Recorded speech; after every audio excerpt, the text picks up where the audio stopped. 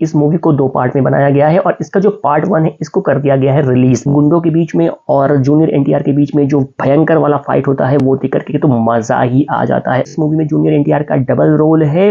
ये मैं कह सकता हूँ कि जैसे आप लोगों ने बाहुबली पार्ट 1 देखा था उसके बाद एक बहुत ही अच्छा सा सस्पेंस छोड़ दिया गया था। जैसे इन तीनों मूवी का सेकंड पार्ट बनने वाला है, लेकिन सेकंड पार्ट को लेकर के कोई भी ज्यादा एक्साइटमेंट नहीं है। बहुत ही शानदार तरीके से इस मूवी को डायरेक्ट किया गया है। काफी समय के बाद एक अच्छी पैन इंडिया मूवी रिलीज हुई है। वन मैन शो है ये movie Devara part 1। Man of masses junior NTR, उनके चेहरे का एक्सप्रेशन जब वो गुस्सा जाते हैं और किस तरीके, इसमें सारी चीजें फिक्शनल है लेकिन देख करके आपको बहुत मजा आने वाला है। नेगेटिव रोल में भैया सैफ अली खान छा जाते हैं। 3 घंटे की मूवी है लेकिन मैं आपको पूरे कॉन्फिडेंस के साथ कह सकता हूं कि एक अच्छी मूवी, एक डिसेंट मूवी, अच्छे डायरेक्शन के साथ, अच्छे परफॉर्मेंस के साथ जूनियर एनटीआर और Saif Ali Khan. Hey friends, I am Suresh. अभी मैं जिस मूवी का रिव्यू करने जा रहा हूं उस मूवी का नाम है देवरा पार्ट 1। पार्ट 1 इसलिए क्योंकि इस मूवी को 2 पार्ट में बनाया गया है और इसका जो पार्ट 1 है इसको कर दिया गया है रिलीज। तो चलिए फटाफट देवरा पार्ट 1 मूवी का कर देते हैं रिव्यू। लेकिन इसके पहले मैं आप लोगों को बताना ये चाहूंगा कि डायरेक्टेड बाय कोरतला शिवा, जिन्होंने कि इसके पहले बहुत शानदार मूवीज बना चुके हैं। ये प्रभास को लेकर के मिर्ची मूवी बना चुके हैं, ये महेश बाबू को लेकर के श्रीमंथलू मूवी बना चुके हैं जो कि एक ब्लॉकबस्टर मूवी थी। जूनियर एनटीआर को लेकर के जनता गैरेज बना चुके हैं, महेश बाबू को ही लेकर के भारत आने नैनो मूवी बना चुके हैं और रामचंद्रन को लेकर के इन्होंने मूवी बनाया था आचार्य, जो कि इनकी फ्लॉप मूवी थी। इनकी बस एक ही मूवी फ्लॉप हुई है एज ए डायरेक्टर, जो कि मूवी का नाम है आचार्य, और बाकी इनके जितने भी मूवीज आई हैं सब ब्लॉकबस्टर रही है। तो चलिए अब बात कर लेते हैं देवरा पार्ट 1 मूवी का कि ये मूवी कैसी है। तो सबसे पहले कहानी की बात कर लेते हैं। यहाँ पे कहानी की स्टार्टिंग में दिखाया जाता है कि पुलिस डिपार्टमेंट एक गैंगस्टर को पकड़ना चाहती है जिसका कि नाम है यति, क्योंकि इंडिया में क्रिकेट वर्ल्ड कप होने वाला है और इसके लिए हाई सिक्योरिटी चाहिए, जिसके के लिए यति को पकड़ना बहुत जरूरी है। अब यति को पकड़ने के लिए सारी पुलिस फोर्स पहुंच जाती है रत्नागिरी हिल्स में, जहां पे उनकी मुलाकात होती है सैफ अली खान से, जिनका कि नाम इस मूवी में है भैरवा। और वो सैफ अली खान से रिक्वेस्ट करते हैं कि उनका माल आने वाला है विदेश से और उनको उस शिप से उनके माल को निकाल देना पोर्ट में पहुंचने से पहले।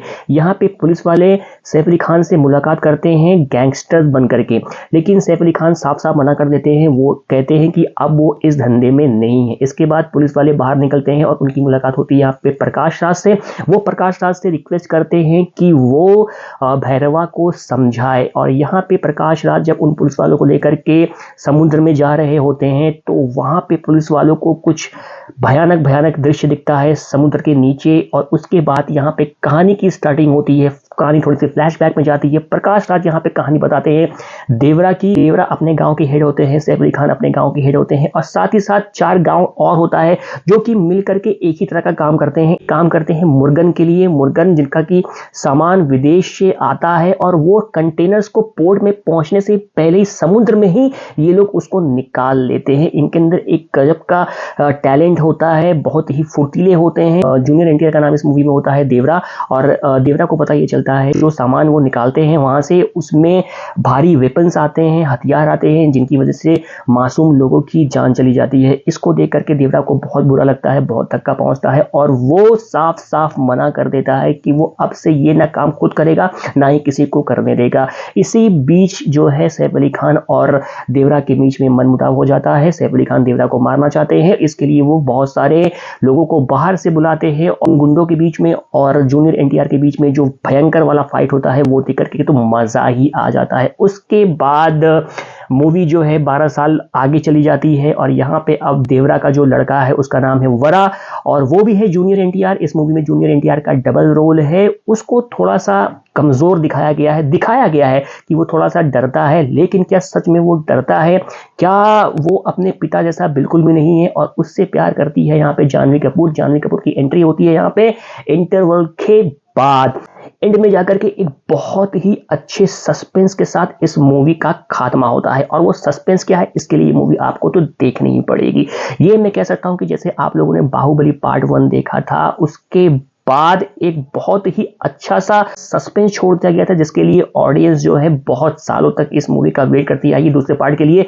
वैसा ही मैं ये कह सकता हूं देवरा पार्ट 1 देखने के बाद जो ऑडियंस देवरा पार्ट 2 के रिलीज का तो का ही वेट करने वाली है। जैसा कि हम लोगों ने सालार मूवी देखा, जैसा कि हम हिंदुस्तानी मूवी देखा, जैसा कि हम लोगों ने कल की मूवी देखा, इन तीनों मूवी का सेकंड पार्ट बनने वाला है, लेकिन सेकंड पार्ट को लेकर के कोई भी ज्यादा एक्साइटमेंट नहीं है। लेकिन देवरा वन पार्ट देखने के बाद आप लोगों को वो एक्साइटमेंट बनने वाला है कि एंड जो है ऐसा क्यों रहा है। बहुत ही शानदार तरीके से इस मूवी को डायरेक्ट किया गया है। मूवी का जो ड्यूरेशन है वो है 3 घंटे का। तो चलिए फटाफट अब मूवी के डायरेक्शन की बात कर लेते हैं। यहाँ पे कोरतला शिवा ने बहुत ही जबरदस्त तरीके से मूवी को डायरेक्ट किया है। RRR के बाद अभी तक मैंने कोई भी अच्छी साउथ इंडियन मूवी नहीं देखी थी, चाहे वो प्रभास की साहो हो, प्रभास की कल्कि हो, प्रभास की आदि पुरुष हो, या प्रभास की राधे श्याम हो, या कमल हसन की हिंदुस्तानी हो, या फिर डबल स्मार्ट हो, या थलपति विजय की गोट हो। थलपति विजय की गोट तो ठीक ठाक थी, लेकिन इसके अलावा जितने पैन इंडियन मूवीज को रिलीज किया गया है वो बिल्कुल भी मजा नहीं देती है। लेकिन देवरा पार्ट 1 देखने के बाद, इसके डायरेक्शन को देखने के बाद सच में लिटरली बहुत मजा आ गया। काफी समय के बाद एक अच्छी पैन इंडिया मूवी रिलीज हुई है। और अब चलिए बात कर लेते हैं इस मूवी के परफॉर्मेंस की। तो वन मैन शो है ये movie Devara part 1। Man of masses junior NTR सच में मैन ऑफ मासेस है, क्योंकि जब जब वो स्क्रीन पे आते हैं धमाल कर देते हैं। उनका जो एक्सप्रेशन है, उनका जो एंगर है जो चेहरे पे दिखता है, वो गुस्सा, उनके चेहरे का एक्सप्रेशन जब वो गुस्सा जाते हैं और किस तरीके से दुश्मनों को मारते हैं, देखने लायक बनता है। मैं ये नहीं कह रहा हूं कि आपको ये मूवी में सब कुछ रियली दिखाया जाएगा। भाई मूवी है तो आप मूवी को एज एन एंटरटेनमेंट पर्पज से देखिए। इसमें सारी चीजें फिक्शनल है, लेकिन देख करके आपको बहुत मजा आने वाला है। जूनियर एनटीआर का परफॉर्मेंस बहुत ही धाकड़ है, साथ ही साथ प्रकाश राज ने भी बहुत अच्छा काम किया है। और जानवी कपूर का एंट्री इंटरवल के बाद होता है, लेकिन उनका भी काम अच्छा है। कुल मिलाकर के देखा जाए तो वन मैन शो और इस मूवी का सिर्फ और सिर्फ जूनियर एनटीआर है, और साथ ही साथ नेगेटिव रोल में भैया सैफ अली खान छा जाते हैं। सैफ अली खान जब जब नेगेटिव रोल में आते हैं, चाहे वो ओमकारा हो, चाहे वो तानाजी हो, बहुत ही जबरदस्त तरीके से परफॉर्म करते हैं। 50+ हो चुके हैं, और मुझे लगता है कि सारे खान्स में सबसे अच्छा फिटनेस इन्होंने अब तक बरकरार के रखा हुआ है। क्योंकि फेस ऑफ करना वो भी जूनियर एनटीआर के साथ, जिनकी एज मात्र 40 के भी कम होगी, और ये 50+ है, लेकिन लगते दोनों एक ही एज के हैं। इस मूवी में बहुत ही शानदार तरीके से यहाँ पे नेगेटिव रोल में परफॉर्मेंस दिया है। यहाँ पे सैफ अली खान ने 3 घंटे की मूवी है, लेकिन मैं आपको पूरे कॉन्फिडेंस के साथ कह सकता हूं कि मूवी इतने तेजी से आगे बढ़ती है कि आपको बोरियत का एहसास कहीं पर भी नहीं होता है। आप सोच ही नहीं सकते हो कि आपको कहां पे बोर होना है। बोर आप बिल्कुल भी नहीं होगे। 3 घंटे जो है मूवी खत्म भी हो जाएगी, आपको पता भी नहीं चलेगा, और आप बहुत ही डेस्परेटली इसका जो सेकंड पार्ट है उसका वेट करने लगोगे। जूनियर एनटीआर छा गए हैं, बहुत अच्छे तरीके से उन्होंने इस मूवी में एक्ट किया है, और काफी लंबे समय के बाद उन्होंने हमें एक अच्छा पैन इंडिया मूवी देखने के लिए दे दिया है। बाकी मूवी में कोई कमी मुझे नहीं दिखी। हाँ, थोड़ा बहुत मैं मान सकता हूं कि थोड़ा सा फिक्शनल चीजें इसमें डाली गई है, लेकिन भाई एंटरटेनमेंट के पर्पज से है, तो जाइए देखिए, एंजॉय करिए।